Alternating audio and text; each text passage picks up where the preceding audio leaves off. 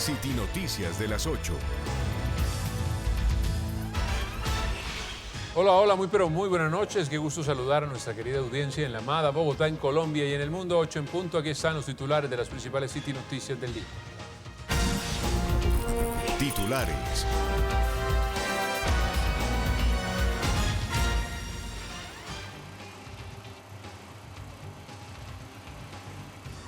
Siete viviendas y un colegio y un jardín infantil quedaron bajo el agua en el barrio Mason. Un tubo madre que recorre ese sector en la localidad de Ciudad Bolívar se rompió y generó esta grave emergencia en esa zona de la capital. Inundados y con racionamiento. Así vivieron los vecinos de este sector los estragos del agua. Padres de familia de los menores del colegio Guillermo Cano Izaza narraron estos momentos de angustia. Según ellos, no es la primera vez que sucede. El acueducto respondió. El daño se identificó sobre la línea Vitelma-Jalisco, por lo que sus equipos operativos y también algunos organismos de socorro se desplazaron a esa zona. Tenemos la información en directo con la gente. Y comenzó la primera temporada de lluvias del año y el IDEAM advirtió que las regiones andinas y pacíficas serán donde habrá precipitaciones. Van más de 400 emergencias con más de 17.000 familias afectadas en este 2025. Y la Fiscalía pedirá el archivo del caso de Andrés Soteldo, capturado por ser presunto responsable de la muerte de Felipe Rincón, el hijo del general retirado William Rincón. Hablamos con el exoficial. Y la inseguridad en Bogotá desbordada. Residentes del barrio Ciudad Tunal, en el primer sector, denuncian que los delincuentes los tienen azotados. Hasta se esconden en contenedores de basura para robar y consumir drogas. Y este violento asalto, no hay derecho, a una mujer de 83 años en el barrio Valladolid, localidad de Kennedy. Esta banda, con 7 delincuentes en motocicleta, encañonaron y golpearon a la víctima. Las unidades y las autoridades de Bogotá están investigando a un familiar por complicidad. Y el pánico en el barrio San Agustín de la localidad de Rafael Uribe. Un ladrón con puñal en mano atacó a su víctima para despojarla de su bolso. El delincuente intentó herirla en varias oportunidades.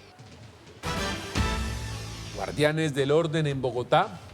Habló el distrito ante la polémica por esta figura que serviría para dirimir conflictos entre vecinos donde no sea necesaria la intervención de la policía.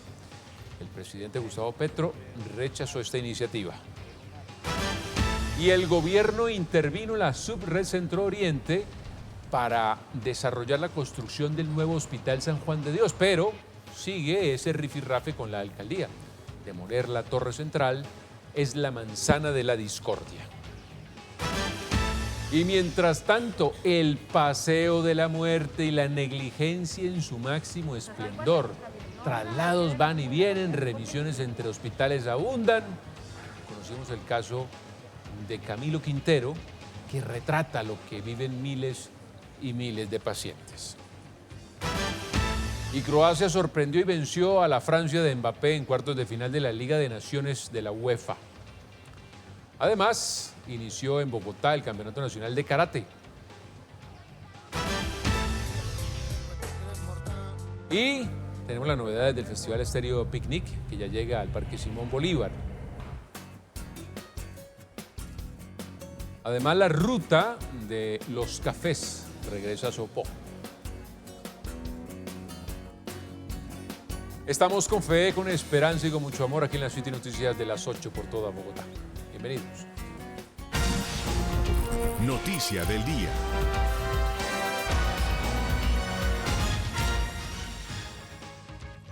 Ocho o 5 minutos de la noche. Hoy Mason tuvo todas las contradicciones que solo ocurren en nuestro país. Tuvieron racionamiento de agua, les tocaba el turno, estuvieron inundados, totalmente inundados. Todo porque un tubo madre que recorre ese sector de la localidad de Ciudad Bolívar se rompió y generó pues una grave emergencia en esa zona de la capital. Estamos en directo, al lado de la gente. Allí está nuestra compañera Daniela Espitia. ¿Cuál es la situación a esta hora? ¿Qué dicen los vecinos? Buenas noches, Daniela. Jonathan y televidentes, esta es la situación que se vive desde las 10 de la mañana aquí en el barrio Mason, es decir, ya se completan 10 horas de atención y control a esta emergencia por agua. Ustedes observan algunos enseres, los colchones de estas viviendas que resultaron afectadas por esta inundación. Recordemos que el IDIGER verificó 7 viviendas damnificadas, una iglesia que es la parroquia Buen Pastor, un salón social, un colegio de primaria que es también de bachillerato que es el Guillermo Cano Izaza, un jardín infantil con 167 menores y un parque público. Las imágenes que tenemos ahora en directo es este camión que llegó del IDIGER de control del riesgo también para la atención de esta situación. Lo que vemos es que están entregando algunas ayudas humanitarias, algunas colchonetas que ya le entregaron a los vecinos para que puedan pasar esta noche sin problemas. Están también firmando algunos documentos para estas entregas. Yo quisiera que me acompañaran también aquí atrás. Vamos a acercarnos un poco a la parroquia para conocer la situación en este momento que ha dejado a decenas de familias afectadas. Ustedes ven los vecinos que aún están en las calles pues tratando de preguntarse cómo van a pasar la noche. En el suelo todavía vemos un poco de rastros del agua. Hay que decir que esta emergencia se presentó desde las 10 de la mañana. Fue porque un tubo madre de 24 pulgadas se rompió. Aún vemos entonces los camiones del IDIGER. Nos estamos tratando de acercar un poco aquí a la parroquia Buen Pastor, que fue uno de los sitios, uno de los espacios con mayor afectación durante esta emergencia. Hay que aclarar que no se presentó por lluvias, aunque los vecinos nos decían esta tarde que a pesar de que hoy se dio por esta rotura de este tubo, pues cuando llueve también se asimila la situación, la emergencia que ocurrió desde esta mañana. También estamos viendo un carro tanque con agua potable, pues ustedes también lo decían y esto es el colmo, ¿no? También un poco irónico, y es que este sector hoy justamente tiene turnos de racionamiento. Lo que observamos es que aún también hay personas asistentes a esta iglesia, a esta parroquia, que con escoba y con traperos en mano pues siguen tratando de sacar el agua y sobre todo limpiar, porque obviamente esto llegó con bastante lodo, ensució muchísimo el espacio y como no tenían agua en el sector por el racionamiento, pues este carro tanque con estas mangueras se está tratando de auxiliar para poder limpiar el espacio. Pero mire, ya son más de 10 horas las mujeres, las personas que están aquí tratando de limpiar esta iglesia. Nosotros estuvimos en la tarde acompañando a todos los vecinos. Hay que decir que el acueducto hace algunos minutos ya respondió y explicó que tan pronto se tuvo reporte de un daño en una tubería en el barrio Mason, esto es en límites de Ciudad Bolívar y Tunjuelito, sus equipos se trasladaron para controlar esta fuga de agua. El daño se identificó sobre la línea Vitelma-Jalisco y en estos momentos se ejecutan labores de desagüe en las vías públicas del sector. Aquí les tenemos un resumen. Mason bajo el agua. Múltiples viviendas se inundaron por completo esta tarde en este barrio de la localidad de Ciudad Bolívar. Esto pasó de 10:30 a 11, comenzó a llenarse la calle, todo acá el primer piso, pero hasta que no abrieron las cantarillas para que bajara el agua, el nivel del agua para que pudiera chupar. El resto no se podía hacer nada. A las 3 de la tarde así se veía todavía la emergencia. De la mano de los bomberos y de la defensa civil con motobombas se logró bajar el nivel del agua. Sin embargo, más temprano alcanzó esa marca que ustedes observan en la pared.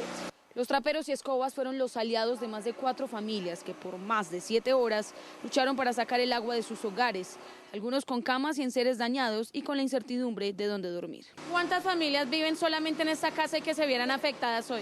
7 familias. Y eso siempre pasa cuando llueve durísimo, siempre se hunde, estamos con el agua hasta el cuello. Y mal ahí porque deberían tener eso bien listo, las alcantarillas destapadas y todo, porque eso sí ya es grave. Y para colmo de males, aunque el agua los rodeaba, la zona tenía racionamiento, por lo que realizar labores de limpieza se dificultó aún más.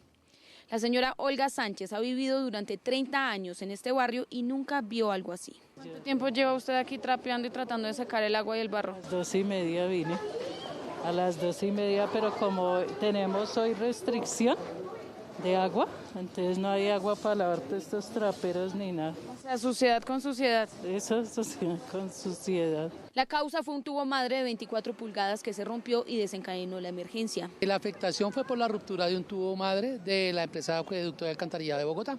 ¿Dónde está ubicado ese tubo madre que se rompió? Está ubicado en la parte del río Tunjuelito. Se hizo la fractura de un tubo de 24 pulgadas, como tal ya se hizo el cierre, por eso pues ahorita como tal estamos evacuando solo las aguas que quedaron esparcidas por el sector. Dicen que esta situación ya se le está volviendo paisaje al sector, pues aunque esta vez fue por un tubo, en otras ocasiones es por las lluvias. Eso fue porque se rentó el tubo ya, pero cuando llueve duro, sueltan las represas de Santa Lira y esto se la arruina. No han hecho nada, ni cantarilla, no limpian. En el punto hizo presencia el acueducto de Bogotá reparando la tubería con un tiempo operativo estimado de 12 horas. El IDIGER realizó la verificación de 4 familias afectadas, 7 viviendas, una iglesia, un salón social HAC, un colegio de primaria y bachillerato, un jardín infantil ICBF con 167 menores en el segundo nivel y un parque público. Con el apoyo del IDIGER, los bomberos y la defensa civil, se adelantó acciones de evacuación del agua con motobombas. Las labores se extendieron hasta horas de la noche. Quiero enseñarles además este parque que tengo a mis espaldas. Aún hay rastros del lodo, pero en la tarde esto estaba completamente inundado, completamente lleno de agua. Misma situación que se vivió en el colegio Guillermo Cano y Sasa y en un jardín infantil. Nosotros estuvimos hablando con sus damnificados. Un caos total, se nos inundó el colegio, se nos dañaron algunas cosas porque alcanzaron a entrar al sótano y ahí es donde está ubicado todo lo de educación física. Se perdieron colchonetas, casi se nos dañan los instrumentos de la banda. Temor y zozobra vivieron los niños y padres de familia del Colegio Distrital Guillermo Cano y Sasa cuando fueron evacuados ante la alarma de inundación. El profesor de nosotros, pues ahí nos tranquilizó, ¿sí? Ahí nos estuvo pendiente mucho en nosotros. Frente a lo ocurrido, la Secretaría de Educación respondió que si bien el colegio no resultó afectado directamente, como medida preventiva se evacuaron los estudiantes de la jornada de la mañana. Explicaron además que este viernes 21 de marzo habrá clases con normalidad. De acuerdo con lo reportado por el rector, a los estudiantes de la jornada de la tarde se les prestó el servicio de alimentación escolar PAE y regresaron a sus casas de manera preventiva. En la mañana son 1.171 estudiantes y en la tarde fueron 1.101 estudiantes. Más de 2.000 estudiantes evacuados hoy. Sí, señora, porque igual, imagínese esto. O sea, ninguno esperábamos esto. Fue de un momento a otro y fue por la tubería principal que se reventó de aguas negras. Un jardín infantil del ICBF con 167 menores también sufrió los estragos de la situación. Ya hemos insistido, incluso con el DILE que nos colabore, incluso con Acueducto, pero hasta el momento no tuvo la necesidad de que pasara esta emergencia para que nos pusieran cuidado. El parque quedó cubierto por el agua. Las canchas deportivas quedaron inhabilitadas durante la emergencia. Misma situación que se vivió en la parroquia del sector. La afectación fue a todos los salones parroquiales, a la misma iglesia, con toda la inundación de más de 1 metro de agua. Lamentablemente acá donde estamos, que es todo el mercado para las personas que lo necesitan, casi para unas 50 personas que damos cada semana al mercado. Este lugar, hoy donde teníamos que entregar mercado, se vio afectado. Este es el espacio de la parroquia donde se almacenan este tipo de alimentos entre perecederos y no perecederos y que se entregan a las familias necesitadas del sector. Pero ustedes lo observan, quedó completamente lleno de agua. Cada 2 meses, debido a la afectación del río, dado también a que no hay un alcantarillado amplio, no hay un mantenimiento de las cañerías, cada 2 meses cuando llueve, esto se inunda. La emergencia se tomó al menos 4 cuadras del barrio, pero por fortuna no se registraron lesionados. Dice el vecino que no hay mantenimiento de las alcantarillas, en fin. Hay que ver quién responde por esto, porque es muy grave lo que sucedió. Nuestra solidaridad con los vecinos de Meissen. Seguimos hablando de agua, pero desde el IDEAM y la Unidad Nacional de Gestión del Riesgo de Desastres, quienes anunciaron el inicio de la primera temporada de lluvias del año, por lo que entregaron algunas recomendaciones en todo el país. Julie Pulgarín, buenas noches. ¿Cuáles serán las regiones con más lluvias? Jonathan, según el más reciente reporte de las autoridades, en lo que va de este año se han reportado más de 400 eventos relacionados con lluvias que han afectado a más de 17.300 familias en el país, por lo cual tanto entidades nacionales como distritales ya se están preparando para tomar medidas frente a esta temporada. Inició oficialmente la primera temporada de lluvias en el país, razón por la cual el IDEAM emitió alerta sobre las zonas que experimentarán más precipitaciones. En la región andina se espera un aumento progresivo de estas precipitaciones y unos eventos más intensos, especialmente en zonas de alta montaña y en la costa. Por su parte, la Unidad Nacional para la Gestión del Riesgo de Desastres estableció lineamientos para la preparación y el alistamiento de los entes territoriales ante eventuales emergencias. Insistimos nuevamente en la asignación de los recursos que corresponden a la declaratoria por variabilidad climática declarada el pasado mes de noviembre. Actualmente, la UNGRD opera con los recursos propios y los recursos de esta anualidad, pero estos son insuficientes para atender la magnitud de las emergencias. En Bogotá, tanto autoridades como las empresas de servicios públicos como Enel Colombia ya están preparados para enfrentar la temporada. Contamos con 200 móviles de operación de emergencias y más de 300 grupos técnicos para hacer frente a cualquier emergencia de ser requeridos. Las autoridades recomendaron realizar la revisión del sistema eléctrico en los hogares, mantener limpios los desagües y alcantarillas, desconectar electrodomésticos cuando llueva, evitar el contacto con cables caídos y árboles cercanos a líneas eléctricas y reportar emergencias de manera oportuna. 8:16 y con el inicio oficial de lo que tenemos ya como primera temporada de lluvias en el país, vamos a revisar el estado de los principales embalses de Colombia. Kalila, ¿cómo me le va? Buenas noches. Usted se fue allá con el medidor en mano a ver cómo está la cosa, ¿no? Claro que sí, Jonathan y televidentes, muy buenas noches. Iniciemos con el sistema Chingaza. Ajá, inicialmente el embalse San Rafael con un 58%, embalse Chuza 33%, un total del sistema Chingaza 38.78%. Continuemos con el agregado norte. ¿Sí? Aquí tenemos el embalse Neusa con un 80%, embalse Cisga 58%, embalse Tominé 41%, un total agregado norte 48%.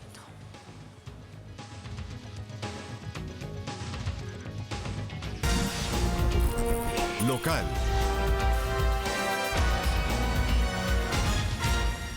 Ocho 25 minutos de la noche. Escuchen esta historia. ¿Cómo les parece que en el barrio Bosa Porvenir los ladrones se robaron una motocicleta, esto con la modalidad de alado? Pero horas después contactaron a la víctima para pedirle un supuesto rescate y terminaron estafando otra vez a la víctima. ¿Qué fue lo que pasó, hombre Andrés? Buenas noches. Jonathan, para usted muy buenas noches y para todos los televidentes, es un gusto saludarlos. Pues mire, lo que nos dice la víctima es que estos estafadores lo citaron en un punto, en un lugar allí en la localidad de Bosa. Mientras las víctimas se dirigían a este lugar, le informaron a otro familiar que los tenían secuestrados y debían pagar un dinero para liberarlos.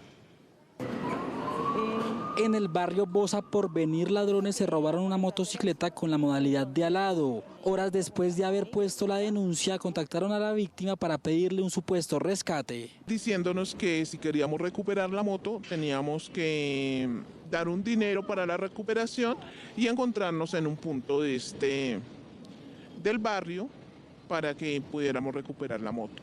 Una de las condiciones es que debían ir solos al lugar, debían estar conectados por llamada la víctima, la persona que iba a consignar y la persona que supuestamente les iba a entregar la motocicleta. Vamos en llamada los tres hasta un punto que nosotros creemos que seguimos en llamada los tres, pero a ellos los cortan, a ellos les cambian la llamada para otra persona.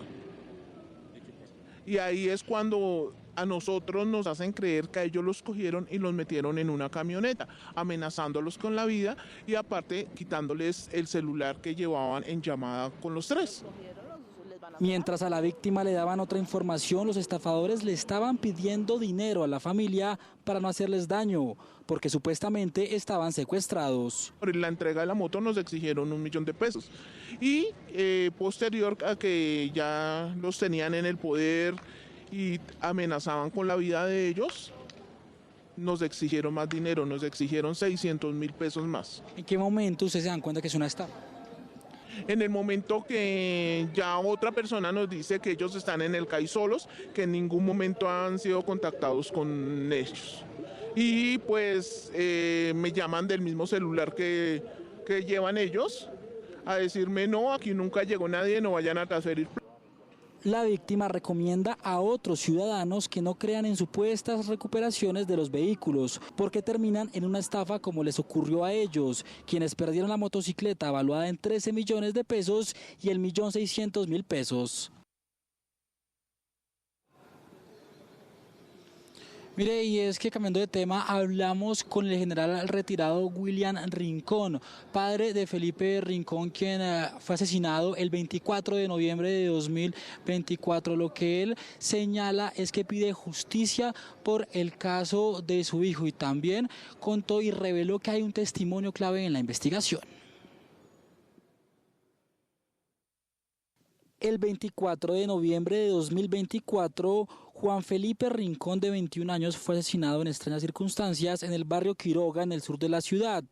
En su momento hubo una persona capturada por este caso, Andrés Sotelo, quien días después quedó en libertad porque el juez no encontró las pruebas suficientes. En las últimas horas se conoció que la Fiscalía solicitará la preclusión de la investigación de Andrés Sotelo. La conclusión a la que ha arribado la Fiscalía es que mi cliente no disparó ningún arma de fuego y también, por supuesto, el arma que se le encontró no era un arma de estas características. Muy indignante que nuestro fiscal William Daza haya tomado una decisión anticipada sin tener en cuenta elementos materiales probatorios y sin tener en cuenta un programa metodológico donde se haya un estudio de balística, que tengamos un cotejo de la pólvora que tiene el cuerpo de mi hijo y la pólvora de las manos o del arma donde salió ese proyectil que terminó con la vida de mi hijo. El general retirado William Rincón le pidió a la justicia que no archive la investigación de Andrés Sotelo. Yo ya no puedo recuperar la vida de mi hijo. Estoy tratando de recuperar la dignidad, que fue lo que le dañaron en su integridad, y ahora me lo están matando jurídicamente. Previo a esta diligencia, las víctimas y su representación pues básicamente podrán aportar estos elementos materiales probatorios que señala el general, el padre del menor fallecido, asesinado, para básicamente demostrar lo que ellos consideran son varias irregularidades e inconsistencias. El general Rincón señaló que no se ha investigado a fondo la muerte de su hijo de 21 años. Dijo que hay un testimonio clave. Teniendo incluso una prueba tan evidente, una prueba tan importante, que es la declaración a través de un video de la joven que se encargó de sacar a mi hijo de la casa y entregárselos. Ella manifiesta unos elementos importantes. Primero, que eso era un plan que se había organizado, que lo pretendían extorsionar, que ella conoce cada uno de los delincuentes y que los puede entregar y que solo pide protección. El 10 de abril se adelantará la audiencia y se conocerá si el juez aceptará si se archiva la investigación de Andrés Sotelo por la muerte de Felipe Rincón. Y de otro lado, una banda organizada protagonizó un violento asalto a una mujer de la tercera edad. Esta banda de asaltantes llegó hasta la vivienda del barrio Valladolid, allí en la localidad de Kennedy. ¿Y qué responden las autoridades, Camilo? ¿Qué van a hacer? Jonathan, al menos 8 delincuentes hacen parte de esta organización criminal que llegó hasta esta vivienda e intimidaron a esta persona de la tercera edad, además de golpearla, y todo por llevarse una alta suma de dinero. Por su parte, la policía investiga si un familiar de la víctima estaría involucrado en este violento asalto. Tenga mucho cuidado a quien le abre la puerta. Una mujer de la tercera edad en el barrio Valladolid de la localidad de Kennedy fue encañonada por una banda organizada. Lastimosamente se nos presenta el hurto a una vivienda donde llegan unos sujetos suplantando la identidad de una empresa de aseo. Observe cómo este supuesto trabajador de una empresa de servicio público llega hasta el inmueble y se gana la confianza de la víctima. La mujer de 83 años de edad, minutos después, fue encañonada por 3 hombres armados. Ya se han adelantado algunas pesquisas de este hecho y al parecer pues lo que podemos decir es que está involucrado uno de los familiares de esta vivienda. En medio del hurto, estos criminales golpearon a la señora y en cuestión de segundos se llevaron un dinero en efectivo que había en el inmueble. Cuando se presenten este grupo de personas y que ingresen a este tipo de vivienda mediante esta modalidad frente a alguna situación de tratar que le van a cortar el servicio, que le van a cualquier situación especial que ellos consideren, por favor llamar a la línea 123. Minutos después en la escena aparecen 4 cómplices más, cada uno en una motocicleta huyendo con el resto de la banda. Algunos vecinos fueron alertados por las voces de auxilio de las víctimas. Ya tenemos un cuerpo y un grupo especial de policía judicial y de inteligencia que ha dispuesto la Metropolitana de Bogotá con el fin de verificar todo el sistema de videovigilancia. A esta hora, autoridades se encuentran recopilando más información a través de las cámaras de seguridad en el sector y de esta manera dar con los responsables de este hecho y esclarecer lo sucedido en el barrio Valladolid. Y a las 8:33 saludamos a los vecinos del barrio San Agustín, esto es en la localidad de Rafael Uribe Uribe. Otro hecho violento se presentó precisamente allí al interior de un bar en ese sector de Bogotá. ¿Qué detalles tiene de lo ocurrido, Camilo? En medio del forcejeo, la víctima fue lesionada con arma blanca, sin embargo, se encuentra fuera de peligro. Nosotros estuvimos hablando con algunos comerciantes en el barrio San Agustín, quienes afirman que este tipo de hechos delictivos los han afectado económicamente y que todo esto se debe a la poca presencia de la policía. Violento asalto con arma blanca quedó captado en las cámaras de seguridad de un establecimiento comercial ubicado en el barrio San Agustín, en la localidad de Rafael Uribe Uribe. Fueron violentados con unos atracadores en la noche, estaban ahí departiendo y había unas personas acá paradas y de un momento a otro los atracaron. Como se aprecia en las imágenes, el señalado delincuente al parecer llevaba varios minutos al interior del bar. Da algunas vueltas por el lugar y posterior a esto se acerca a la caja registradora para atacar a su víctima. A las 11:30, 12 de la noche, habían unos muchachos tomando, estaba la pobre muchacha ahí trabajando humildemente, llegaron unos muchachos, supuestamente la apuñalaron, le quitaron los centavitos, y había como más gente, ahí aparece un video. En medio del forcejeo, según el relato de algunos comerciantes, la mujer resultó lesionada y el delincuente terminó robándose las pertenencias. Uno que tiene su negocito y vive de eso, vive intimidado de tanto ladronismo, tanto indigente. Para algunos residentes del sector, este no es el primer hecho que se registra en la comunidad, lo cual tiene bastante afectado al comercio. Acá la gente ya teme en que venir a hacer compras debido a eso. Y la solución es, llama uno a la policía, sí llegan, pero llegan muy tarde. La reacción de ellos es muy lenta. Por esta razón, habitantes y comerciantes piden a la policía de la localidad dar con estos criminales que tienen azotado el comercio en el barrio San Agustín, en el sur de la capital. Y a las 8:35 un saludo a los vecinos de Ciudad Tonal, primer sector. Allí están muy angustiados por la inseguridad que ha aumentado en las últimas semanas. Roban y roban a las personas y también se intentan estos personajes ingresar a las viviendas. Andrés, ¿cuál es la solicitud que está haciendo la comunidad? Jonathan, pues mire, lo que solicita la comunidad allí en el sur de la ciudad es que haya mayores patrullajes por parte de la policía de Bogotá. También denuncian un incremento de habitabilidad de calle y consumo de drogas. Delincuentes tienen azotados a los residentes de Ciudad Tunal, primer sector en Tunjuelito. Roban a personas e incluso cables de telefonía que los han dejado sin internet por varios días. En estos días estaban con la fibra óptica de las personas que tenemos parabólica también, se la estaban tratando de llevar. La otra problemática es que pasan midiendo llaves, se suben en las terrazas. Hay muchos habitantes de calle, los muchachos salen, les rapan los celulares, se esconden en los árboles, es difícil transitar ya por el barrio. Los ladrones también intentan ingresar a las viviendas, como en este caso que este hombre escaló de una manera particular a la casa. Al no poder ingresar se robó un bombillo. Como este hecho, en decenas de oportunidades han querido ingresar a robar. Se han presentado atracos tanto en la mañana, en la tarde y en la noche. También el robo de cámaras, el robo de candados a las rejas. En ocasiones los habitantes de calle duermen sobre los callejones donde están ubicados los apartamentos. Definitivamente este era un sector muy sano, pero últimamente se ha ido deteriorando. Denuncia la comunidad que los delincuentes no solamente se estarían escondiendo aquí para robar, sino también para consumir drogas. Consumiendo, están metidos allá que no sabemos qué están haciendo. O si es que ahí vienen y esconden lo que se roban, no sabemos. Aquí salen las señoras o las señoritas a trabajar a las 5 de la mañana, ya han atracado 10 personas, 15 personas. Eso está muy mal. Es que ya los parques usted los ve llenos continuamente como consumiendo esa ley 30 de estupefacientes y todo. Acá continuamente niños menores de edad están dándole a ese vicio. Porque es que la asistencia de la policía, el patrullaje es deficiente, prácticamente es esporádicamente. La comunidad solicita una intervención inmediata en el sector y requiere más presencia de las autoridades.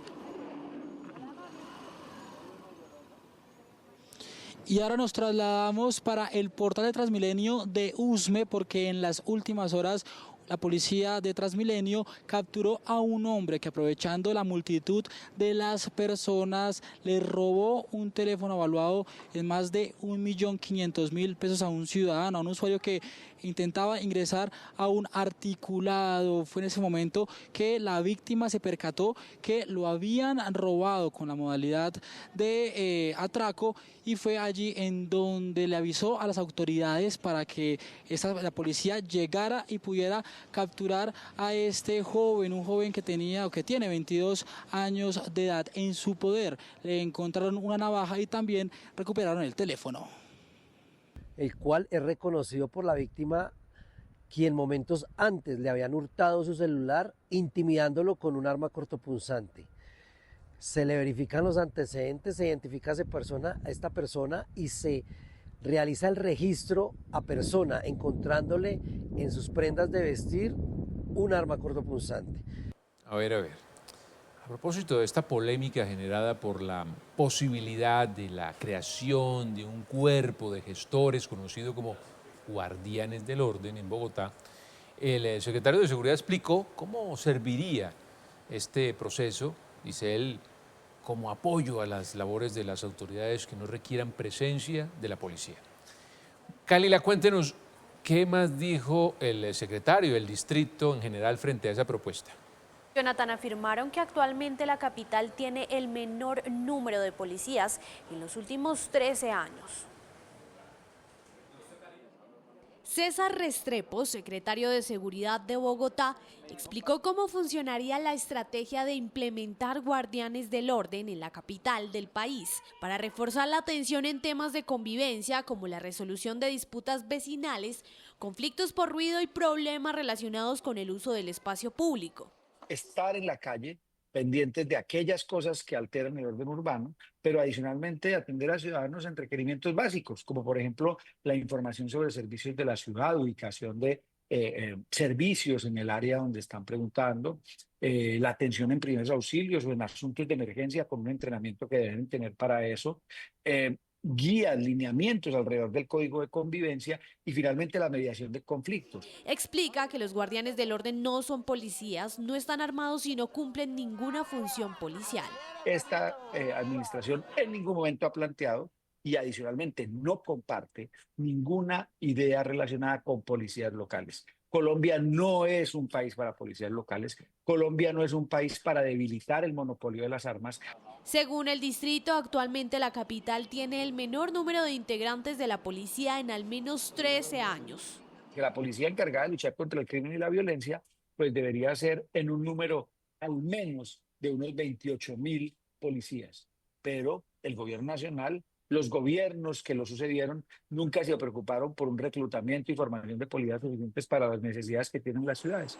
Desde su cuenta de X, el presidente Gustavo Petro cuestionó la medida y aseguró que no logra entender el supuesto paso del nuevo liberalismo a la derecha. A las convivires se opuso Galán padre, porque sabía que no eran sino organizaciones paramilitares del narcotráfico que reproducían y amplificaban el crimen a nombre del Estado. Este tipo de organizaciones concebidas como seguridad para la muerte, ubicadas en el Magdalena Medio, terminaron asesinando a Luis Carlos Galán. Desde la academia analizan la viabilidad de la propuesta. Tendríamos mayor presencia policial en puntos en donde sí se requiera. La propuesta también es que estas personas atiendan conflictos de menor envergadura, como por ejemplo conflictos de mascotas, de vecinos, temas de ruidos.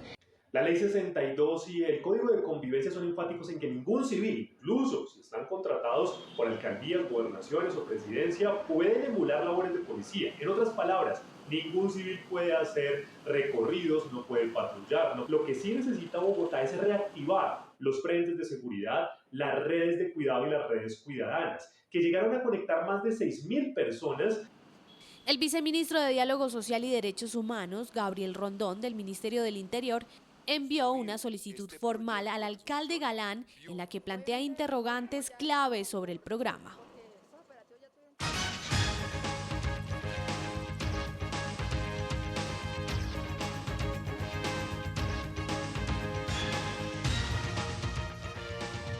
Y la polémica de nunca acabar. El gobierno intervino en la subred centro-oriente del distrito por manejos y para controlar la construcción del nuevo Hospital San Juan de Dios, pero sigue ese rifirrafe con la alcaldía. Demoler la torre central, esa es la manzana de la discordia, ¿no, Lorena? Jonathan, ¿qué tal? Muy buenas noches. Pues le cuento que hasta el momento no se va a demoler la torre central. Esta que fue la manzana de la discordia durante más de 2 años.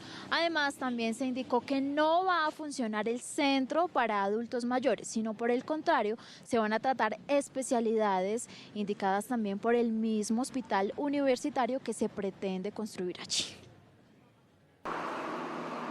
La tensión entre el distrito y el gobierno nacional se activó nuevamente frente a las acciones del complejo hospitalario San Juan de Dios, puntualmente de la torre central, la cual ha sido la manzana de la discordia en los últimos 2 años. De parte de la Secretaría se presentó efectivamente una propuesta de hacer un uso para servicios sociosanitarios, así se llamaron, en un marco de un conjunto, de todo el conjunto hospitalario dedicado al fenómeno del envejecimiento y la vejez.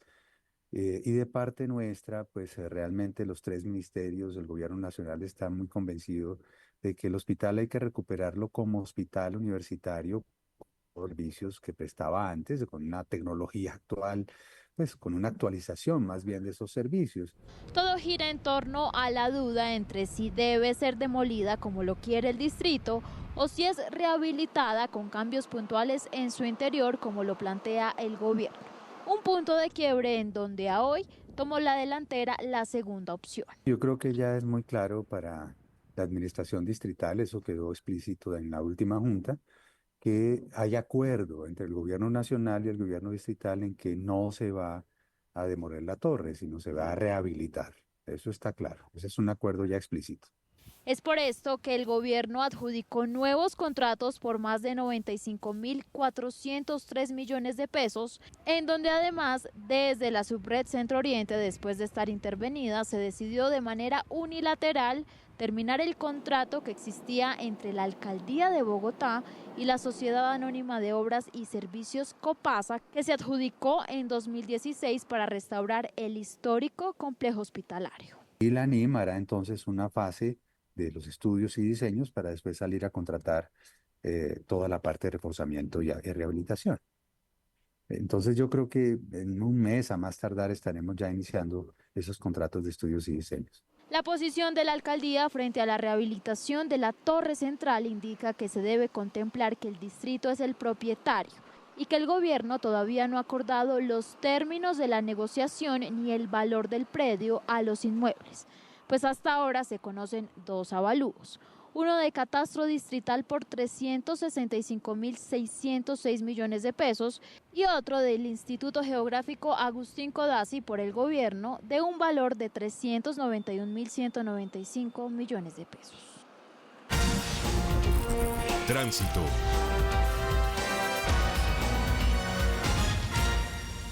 (8:47 de la noche). Vamos a tomarle el pulso al tránsito y a la movilidad con la inquieta Daniela Espitia. Daniela, adelante.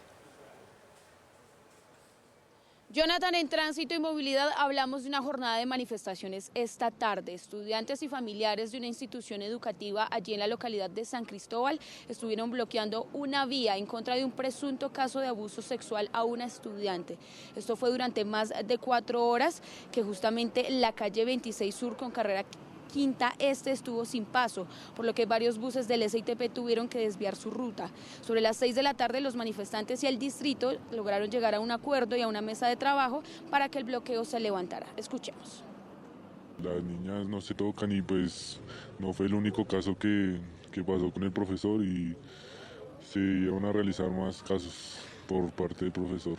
Mañana empezamos una serie de diálogos y de construcción de una ruta alrededor de no solamente el colegio en particular, sino todos los colegios públicos que tenemos en la localidad, de empezar a mirar cómo hacemos para entrarnos un poco más dentro de esa comunidad educativa y escuchar directamente a los jóvenes, a los padres de familia. Y hoy en el Consejo de Bogotá se realizó un debate de control político sobre la seguridad y señalización vial. Hay críticas sobre los contratos para estos temas, para los resaltos parabólicos o conocidos como policías acostados. ¿Contratistas e interventores al mismo tiempo? Esto denuncian desde el Consejo de Bogotá sobre los contratos para la señalización y reductores de velocidad en la capital. Resaltando que varios contratistas forman diferentes consorcios y entre ellos se van rotando los contratos. Esto también debería de cambiar en gran parte, una solicitud que le hicimos a la secretaria para que se revisara. Aseguran que el contrato 2024-3650 tiene como proveedor adjudicado al consorcio Señalización Vial Bogotá, con el objeto de implementar elementos de señalización y dispositivos de seguridad vial. Al mismo tiempo, ese consorcio tiene contratos vigentes de interventoría, como el contrato número 2024-3665, según información en el SECOP. No es posible que algunos contratistas que en el pasado hacían parte de esos consorcios hoy tengan interventoría y le hagan interventoría a esos mismos consorcios que ejecutan la señalización. A su vez, en medio del debate de control político, se cuestionó si son suficientes y de calidad los reductores de velocidad en las vías capitalinas. Hemos detectado que la ciudadanía se queja muchas veces de que la señalización existente no es funcional. Estoperoles en donde pasan los vehículos a máxima velocidad, pero no disminuyen. Hicimos una propuesta que, por favor, miremos la calidad con la que se implementa esta señalización.